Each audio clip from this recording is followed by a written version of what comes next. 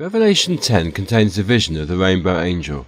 The vision begins, "And I saw another mighty angel come down from heaven, clothed with a cloud, and a rainbow was upon his head, and his face was as it were the sun, and his feet as pillars of fire. And he had in his hand a little book open, and he set his right foot upon the sea, and his left foot on the earth, and cried with a loud voice, as when a lion roareth. And when he had cried, 7 thunders uttered their voices." The rainbow angel represents Christ and the redeemed in immortal power. In the vision, heaven represents their authority and position as rulers. The vision speaks of Christ and the redeemed setting out from a position of authority to establish the kingdom. The 7 thunders may allude to 7 campaigns fought by King David. But, as this video will show, the vision of Revelation 10 also alludes to David's friend Jonathan. Jonathan was a mighty warrior, and in this respect he pointed forward to Christ as the rainbow angel. Before we consider Jonathan himself, we need to consider the rainbow in the Old Testament, or more accurately, the bow in the Old Testament. In Hebrew, the word for a rainbow is the same word as the word for a bow used by an archer. On the screen are 2 verses where the same Hebrew word occurs, indicated by the Strong's number. In Genesis 9 verse 13, the word refers to a rainbow. In Zechariah 9 verse 13, it refers to an archer's bow. In this verse, Judah is represented as God's bow. So both aspects of the bow, the rainbow and the archer's bow, relate to the work of God.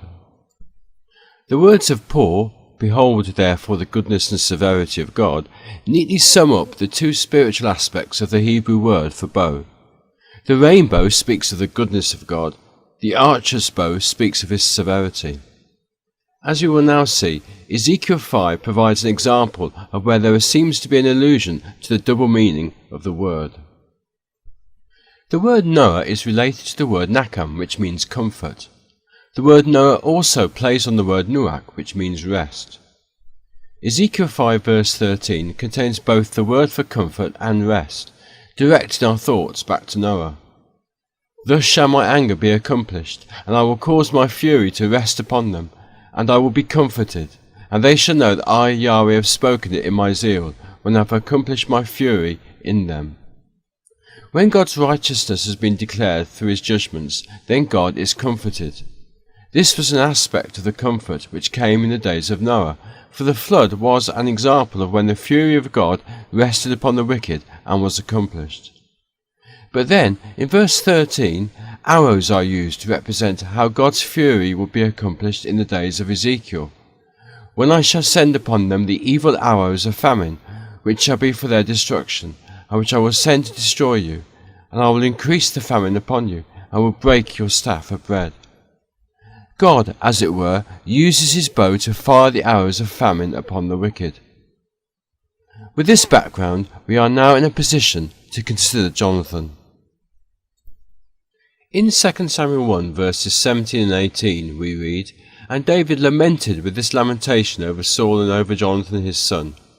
Also he bade them teach the children of Judah the use of the bow. Behold, it is written in the book of Jasher." In fact, in verse 18 the words "the use of" are not in the original text, as indicated by the italics in the AV. So the verse should read, "Also he bade them teach the children of Judah the bow." Some suggest that bow is a name for the lament. Whether or not this is the case, these opening words highlight the bow. And then, in verse 22, the bow is mentioned again, this time specifically in relation to Jonathan. "From the blood of the slain, from the fat of the mighty, the bow of Jonathan turned not back, and the sword of Saul returned not empty." So a bow is mentioned at the beginning of the lament and in the middle of the lament. Jonathan's bow in particular is mentioned. Jonathan seems to have had a preference for using the bow because he used it as a signal to David, as we read in 1 Samuel 20. "And I will shoot 3 arrows on the side thereof, as though I shot at a mark." Having established that the bow, at least the bow of the archer, is closely associated with Jonathan, we will now consider some links between the scriptural record concerning him and Revelation 10. When Jonathan smote the garrison of the Philistines at Geba, Saul blew the trumpet. The sounding of the trumpet announced the victory, albeit ascribing it to Saul, and it was also a means of calling the people together at Gilgal, as it is written in 1 Samuel 13, verses 3 and 4. And Jonathan smote the garrison of the Philistines that was in Geba, and the Philistines heard of it. And Saul blew the trumpet throughout all the land, saying, Let the Hebrews hear. And all Israel heard say that Saul had smitten the garrison of the Philistines, and that Israel also was had in abomination with the Philistines. And the people were called together after Saul to Gilgal. In Revelation 10, the period of time during which the kingdom will be formed falls under the time period initiated by the sounding of the seventh trumpet, a time period which began with the French Revolution.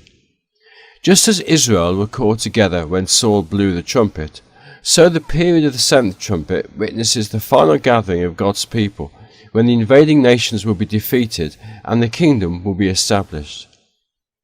In another attack against the Philistines, we read in 1 Samuel 14 verse 13, And Jonathan climbed up upon his hands and upon his feet, and his armour-bearer after him, and they fell before Jonathan, and his armour-bearer slew after him.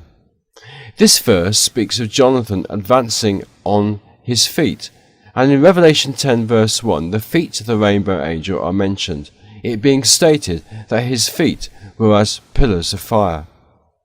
And in the next verse the location of each foot is specified, and he set his right foot upon the sea and his left foot on the earth. The attack by Jonathan against the Philistines was typical of Christ and the saints when they will fight against the nations at Armageddon. Later, in 1 Samuel 14, Jonathan put forth the end of the rod that was in his hand and dipped it in a honeycomb. And in Revelation 10, the angel had in his hand a little book open. But when John ate this, he said, It was in my mouth, sweet as honey. Revelation 10 verse 6 says, And swear by him that liveth for ever and ever, who created heaven and the things that therein are, and the earth and the things that therein are, and the sea and the things which are therein, that there should be time no longer.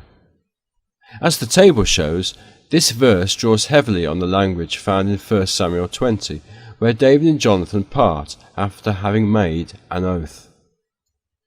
In the final table we see, including the bow and rainbow, the links between David's lament and Revelation 10.